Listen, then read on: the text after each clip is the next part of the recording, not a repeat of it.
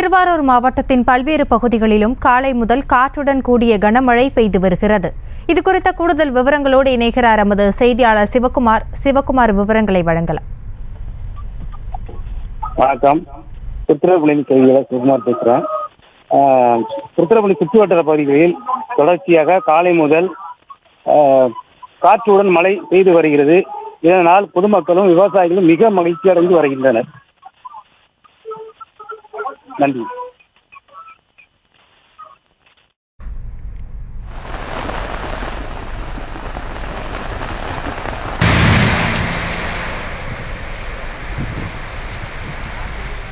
திருவாரூர் மாவட்டத்தின் பல்வேறு பகுதிகளிலும் காலை முதல் காற்றுடன் கூடிய கனமழை பெய்து வருகிறது. அந்த காட்சிகளையும் பார்த்தோம். கூடுதல் விவரங்களை வழங்கியமைக்கு நன்றி சிவகுமார்.